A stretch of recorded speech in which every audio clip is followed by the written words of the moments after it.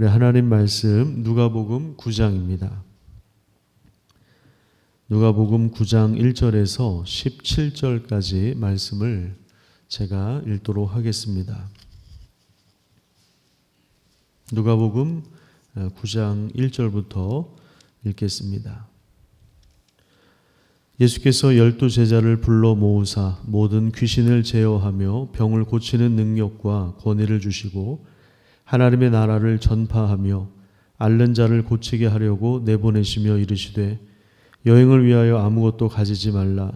지팡이나 배낭이나 양식이나 돈이나 두벌옷을 가지지 말며 어느 집에 들어가든지 거기서 머물다가 거기서 떠나라. 누구든지 너희를 영접하지 아니하거든 그 성에서 떠날 때에 너희 발에서 먼지를 떨어버려 그들에게 증거를 삼으라 하시니 제자들이 나가 각 마을에 두루 다니며 곳곳에 복음을 전하며 병을 고치더라. 분봉왕 헤롯이 이 모든 일을 듣고 심히 당황하니 이는 어떤 사람은 요한이 죽은 자 가운데서 살아났다고도 하며 어떤 사람은 엘리야가 나타났다고도 하며 어떤 사람은 옛 선지자 한 사람이 다시 살아났다고도 함이라. 헤롯이 이르되 요한은 내가 목을 베었거늘 이제 이런 일이 들리니 이 사람이 누군가 하며 그를 보고자 하더라. 사도들이 돌아와 자기들이 행한 모든 것을 예수께 여쭈니 데리시고 따로 벳세다라는 고을로 떠나가셨으나 무리가 알고 따라왔거늘 예수께서 그들을 영접하사 하나님 나라의 일을 이야기하시며 병 고칠 자들은 고치시더라. 날이 저물어 가매 12사도가 나와 여짜오되 무리를 보내어 두루 마을과 촌으로 가서 유하며 먹을 것을 얻게 하소서. 우리가 있는 여기는 빈들이니이다.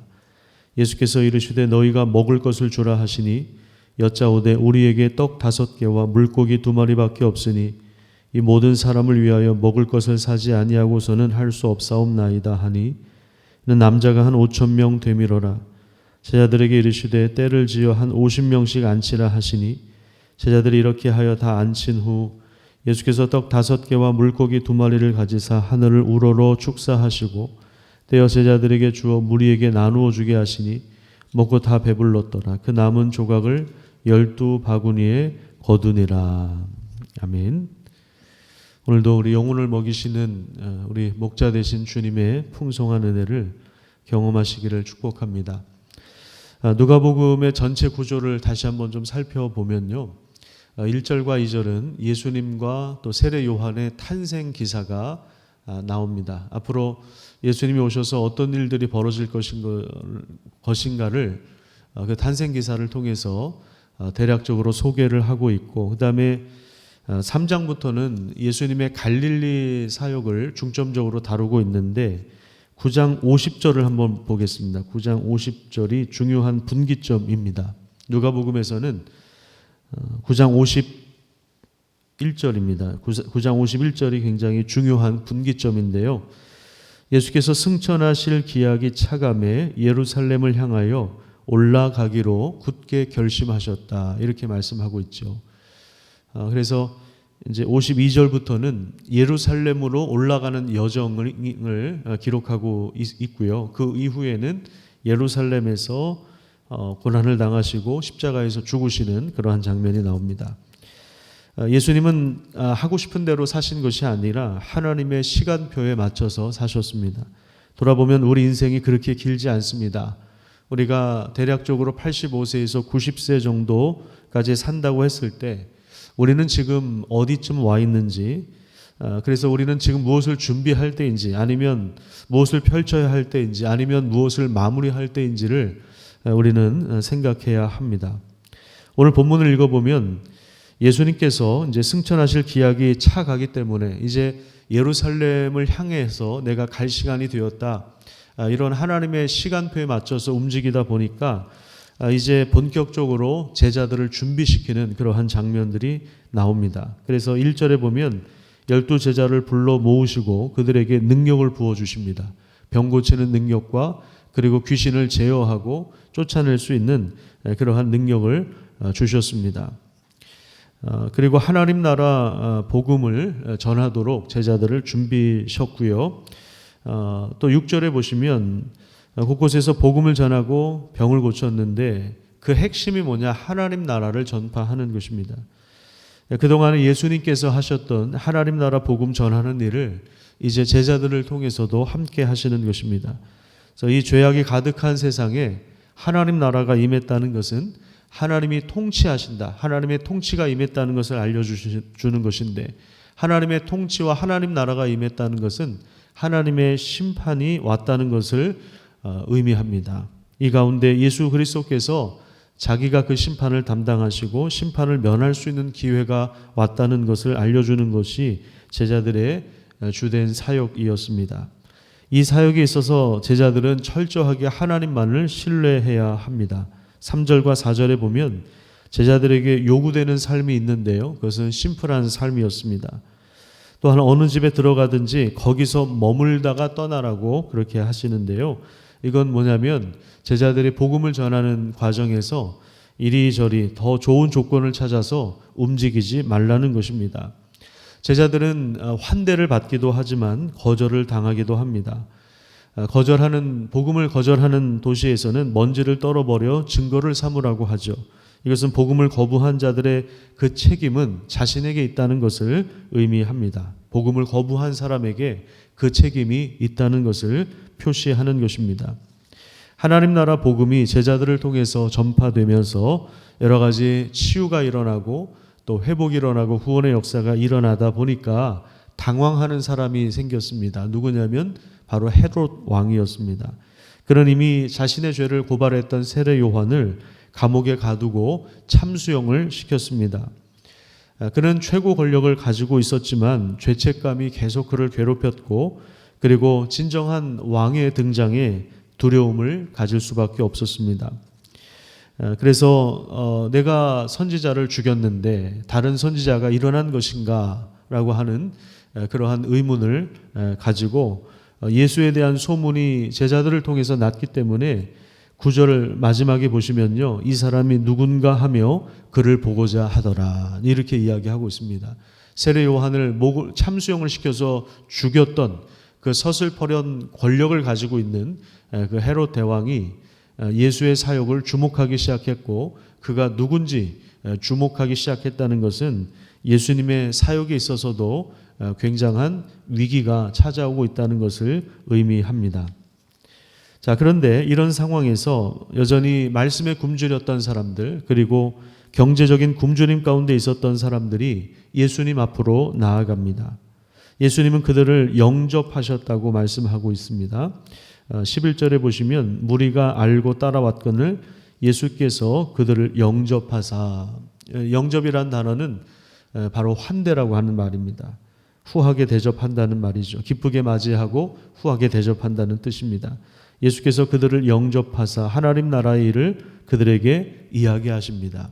하나님 나라의 그 복음을 그들에게 전해주시고, 또 병 고칠 자, 연약한 자들은 예수님께서 만져주시고 고쳐주십니다. 날이 저물어가면서 배가 고파오기 시작합니다. 시장기가 가득할 때 제자들은 지금 남자만 5,000명 정도 되는 이 엄청난 그 회중에 식사를 감당하기가 어려웠습니다. 그래서 제자들이 예수님께 제안을 하죠. 이 사람들을 각 동네로 나눠서 보내서 식사 문제를 알아서 해결하도록 합시다. 이것이 사실은 제자들 입장에서는 가장 현실적인 대안이었지만 예수님은 제자들을 향해서 이런 요구를 하십니다. 13절에 보시면 너희가 먹을 것을 주라. 너희가 먹을 것을 주라. 이 말씀이 오늘 우리 삶 가운데 다시 좀 되울려졌으면 좋겠습니다. 너희가 먹을 것을 주라. 이렇게 말씀하십니다.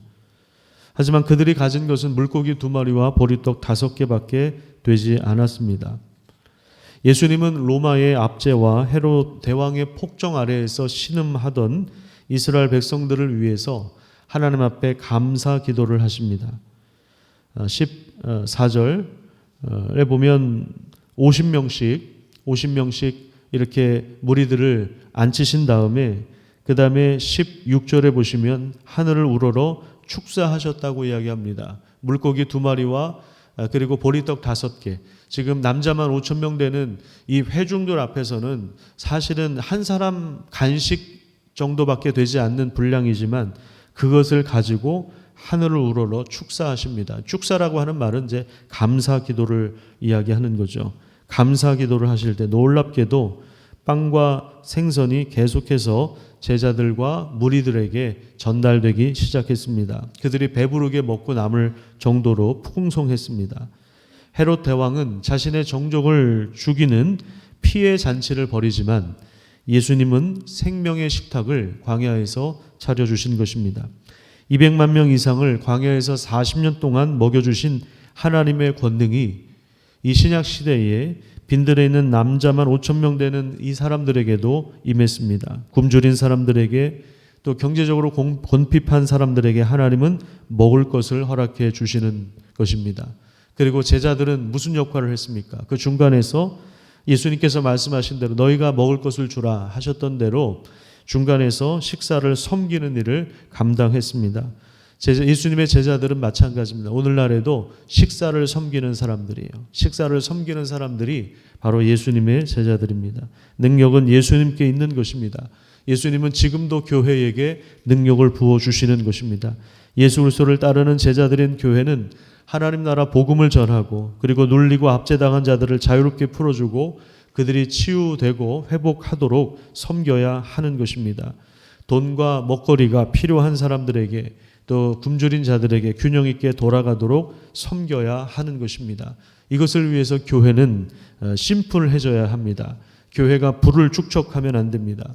교회 재산을 안정적으로 늘리는 것이 목적이 아니라 하나님 나라의 복음을 전하기 위하여 주님께서 베푸신 은혜를 골고루 나누어 주어야 하는 것입니다. 그것이 오늘날에도 예수님을 믿고 따르는 교회가 감당해야 할 일인 것입니다. 한번 교회 역사들을 돌아보면 중세 시대도 그렇고 지금도 그렇고 교회의 가장 큰 문제는 돈이 쌓였을 때, 그것이 권력이 되었을 때, 그것이 교회의 가장 큰 문제가 된다는 사실을 우리는 보고 있는 것입니다. 돈이 끼면 거기에 문제가 발생합니다. 그래서 교회가 부를 축적하면 그때부터 교회는 제도적으로 그것을 지키기 위해서 여러 가지 부당한 방법을 사용하게 되는데 여기에서 교회가 균열이 일어나기 시작하고 복음의 능력을 잃어버리기 시작하는 것입니다. 능력은 주님께 있는 것입니다. 예수님은 우리에게 지금도 말씀하십니다. 너희가 먹을 것을 주어라. 교회가 가진 것은 오병이어밖에 없습니다. 턱없이 부족해 보입니다. 하지만 예수님은 오병이어를 놓고도 감사 기도를 하시면서 그것이 무리들에게 충분히 전달될 수 있도록 역사하시는 분이십니다. 제자들은 중간에 서서 그것을 나누는 사람들이죠. 식사를 섬기는 사람들이 바로 우리 제자들인 것입니다. 그 사역을 오늘도 믿음으로 잘 감당하시기를 축복합니다. 기도하겠습니다. 하나님 감사합니다. 오늘도 우리를 불러주신 하나님, 헤롯 대왕의 그 서슬퍼런 권력이 여전히 존재하는 상황 속에서 예수의 사역을 이제 주목해서 보는 이 상황 속에서 예수님은 위축된 것이 아니라 하나님의 시간표에 맞춰서 자기의 할 일들을 잘 감당하셨던 모습을 보게 됩니다. 제자들에게 먹을 것을 주라고 하시며 오병이어의 놀라운 기적을 일으켜 주시고 하나님 나라의 풍성함이 무엇인가를 무리들에게 보여주신 그 예수님을 따라서 오늘 우리 교회가 사람들에게 먹을 것을 나누어 주며 사람들에게 말씀을 나누어 주며 하나님의 선하심과 사랑과 은혜와 능력을 공급하는 교회가 될 수 있도록 하나님께서 은혜를 베풀어 주시옵소서. 재산을 축적하는 사람들이 아니라 필요한 곳에 흘려보낼 수 있는 믿음의 종들이 될 수 있도록 은혜를 베풀어 주시옵소서. 우리의 삶이 심플해질 수 있도록 도와주시고 우리가 전하는 메시지와 우리의 삶이 분리되지 않도록 하나님께서 늘 우리를 붙잡아 주시고 은혜의 길로 인도하여 주시옵소서. 감사드리며 예수님의 이름으로 기도드립니다. 아멘.